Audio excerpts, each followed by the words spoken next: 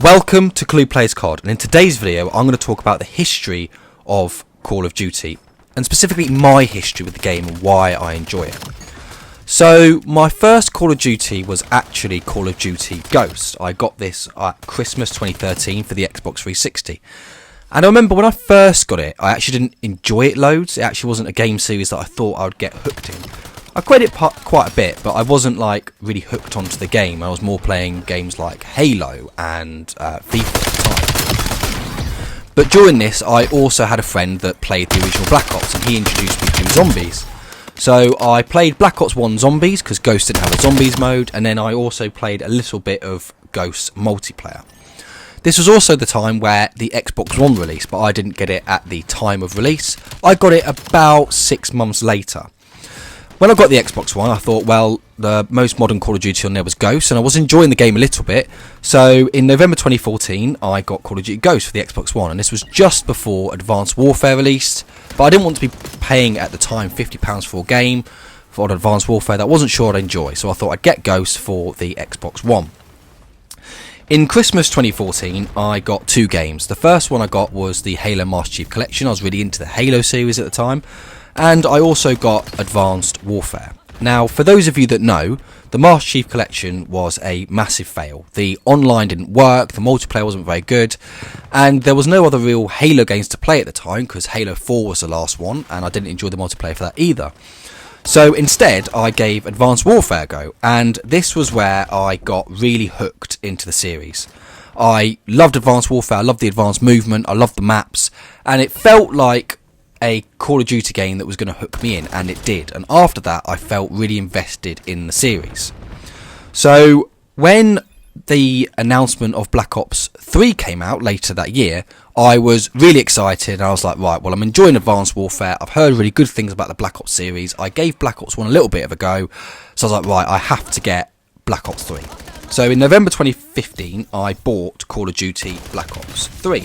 And this was when I started to invest properly into the game. I started watching Call of Duty commentary videos. I started watching Ali A, and from him I started to learn how to play the game a bit better, because it played different from Halo. And I also started to play Zombies. As we know, Black Ops 3 is probably the best Zombies mode in the series. People still go back and play it now. It had Zombies Chronicles, it had some of the modern maps that we now look back on, like Shadows of Evil and Gorod Krovi, again another popular map.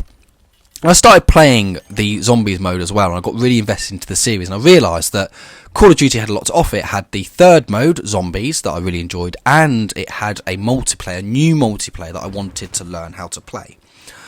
But then after that, Infinite Warfare released, and while everyone was hating on the game and thinking it was awful, I was really excited because I just got into the series and I was enjoying the advanced movement game, so I was like, right, yeah, I'll give Infinite Warfare a go. It's now elevated into space, let's play it.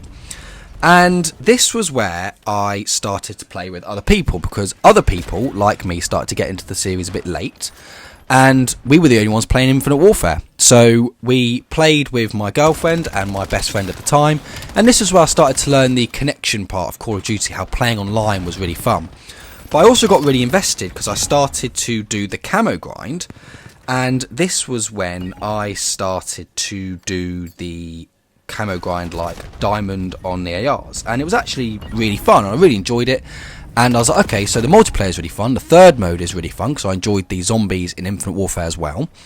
I started to learn how to play with other players, and on top of that, I've learned this new camo grind that was all really exciting, that I didn't realise was going to become such a staple in the Call of Duty series. So then World War II came out, and two things happened at the time.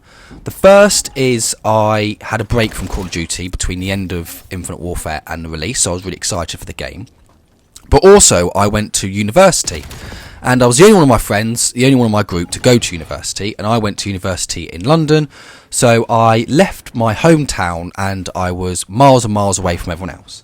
As a result, I used Call of Duty as a way to hang out and stay connected with my friends. They were far away, but we could play online and still talk online. We would talk over Xbox Live, and we'd talk over Facebook video chat, if anyone still uses that. And we used the game as a way to connect. Oh, you know, is anyone online tonight? I can't meet you, but we will play Call of Duty World War II. And I also really enjoyed the game. It was my first World War II game, because I didn't play World at War. and I didn't play the original Call of Duty, so this was my first World War II game, and I really enjoyed it. And I also started to do the camo grinds because I enjoyed it on Infinite Warfare, so I started to do the camo grind, and I managed to get diamond for the assault rifles and diamond for the SMGs, and I got every other sort of gun sort of gold, like the knives and stuff. But I really enjoyed the game, and from there I was like, okay, this is when I realised that Call of Duty was a series I wanted to invest in. I was watching a lot of YouTube commentaries at the time, I was staying update onto the game with Prestigious Key and Exclusive Ace, and I was like, okay, yeah, I'm really invested in the series. I dropped Halo at this point, I was playing Pokemon as well, but I kind of dropped off the series as well, and I realised that Call of Duty was the game series that I was going to play, but what I didn't realise was how long I was going to play it for and how much I was invested. But I played World War II a lot. I put nearly 15 days into the multiplayer, and I got a bit of fatigue. So when Black Ops 4 came out, no one was really playing it, and I wasn't really playing it. I managed to get diamond on the assault rifles, but no one else was really playing the game, and that connection part of the game was a bit lost for me because I'd moved back home. No one was playing the game. I had no reason to play games to connect with my friends, so I just kind of dropped off Black Ops 4, and I thought at that point I was going to drop off the series. But then Modern Warfare 2019 came out, and that by far is my favourite Call of Duty. Gaming was at its best at the time. Lockdown had happened, so everyone was inside playing games, but also had made some friends in London as well as my hometown. So all my hometown friends and all my London friends, we couldn't get together because there was lockdown, so instead we played Call of Duty Modern Warfare. And I realised that I'd used gaming as a connection, I'd used Call of Duty as a way to connect with other players, but also the game was really good. I think there's a general consensus that the gameplay of Modern Warfare 2019 was one of the best, and Warzone had come out, so everyone was playing Call of Duty, and as a result I invested a lot of time into that game. I got as much of the camo as I possibly did. I got diamond on the SMGs, diamond on the ARs, got some gold on the rocket launchers, and this was when I realised that this was a series that I was going to stick with. That brought us to Cold War, and I'm not going to go too much into Cold War and the Call of Duties afterwards, because instead I want to talk about how I am different to your average Call of Duty player, because my first Call of Duty was Call of Duty Ghosts. That was the game that first got me in. As a result, that means that the nostalgia that everybody has to the older games, I don't have that. I started with Ghosts. I didn't hit that fatigue after Modern Warfare 2, Modern Warfare 3 and Black Ops 2. Everyone says they were the glory days, but I wasn't playing that at the time. I was playing Halo. And I believe that at the moment, Call of Duty is marketing to players like me. It's marketing to players like me. It's marketing to players like my girlfriend who got into the game later. They got into the game at Cold War. I got into the game at Ghosts.